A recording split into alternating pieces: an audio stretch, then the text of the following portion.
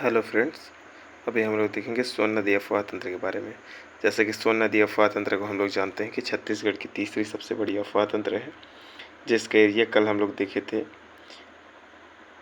18789 था। जो जलग्रहण क्षेत्र था वो 13.63% था। ठीक है, और कल एक वीडियो में हम लोग देखे हैं जिसमें कि सोनमुड़ा से, जो अमरकंटक की पहाड़ी से सोन नदी का उद्गम होता है, सोनमुड़ा से। ठीक है, वो सोन नदी अफवाह तंत्र जो है ये सोनमुड़ा अमरकंटक की पहाड़ी से निकलती है। ठीक है, इसकी सहायक नदी हम लोग देखेंगे बनास, गोपद, रिहंद, कन्हार, न्योर इत्यादि हैं। ठीक है, जो मुख्य रूप से सरगुजा संभाग से निकलता है। बनास नदी जो है माझाटोली पहाड़ी, मनेन्द्रगढ़, चिरमिरी से निकलता है। गोपद नदी सोनहत पहाड़ से निकलता है, कोरिया से।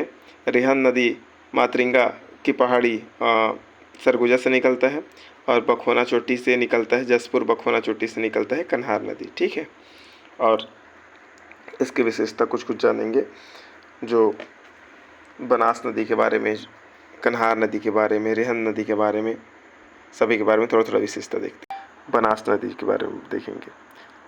बनास नदी जो है माझाटोली से निकलता है, देख लिए। डेम्भा ग्राम शहडोल में मिल जाता है। गोपत नदी का उद्गम सोनहत पहाड़ी से पता ही है। न्योर नदी देवगढ़ से निकलता है, कोरिया से ही। रिहंद नदी छुरी मातरिंगा 145 किलोमीटर यूपी में सोन में मिल जाता है। ठीक है, रिहंद नदी में रिहंद बांध मिलता है, जिसको गोविंद वल्लभ पंत बांध कहा जाता है।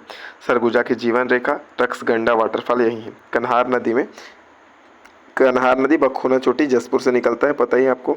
सहायक नदी है सिंदूर, गलफूला, पैजन, चनान, सूर्या। इसलिए याद करें हैं क्योंकि जो डीपाडी क्षेत्र सुने होंगे, जो कि पुरातात्विक स्थल के लिए जाना जाता है, यहाँ कन्हार, गलफूला और सूर्या के संगम पर डीपाडी क्षेत्र, जो राजपुर क्षेत्र में आता है, वो स्थित है। छत्तीसगढ़ के झारखंड सीमा बनाती है। और चनान नदी जो है, चनान नदी में पवई वाटरफॉल, कभी सुने होंगे आप, पवई वाटरफॉल चनान नदी में। सोन नदी के बारे में बात करेंगे, 784 किलोमीटर है और अमरकंटक से निकलता है, आपको पता ही है। इसकी विशेषता क्या होता है कि इस नदी एक पुरुष नदी है। ठीक है, जिसको हिरण्यबाहु भी कहा जाता है और शिव जी की स्वर्ण भुजा कहा जाता है।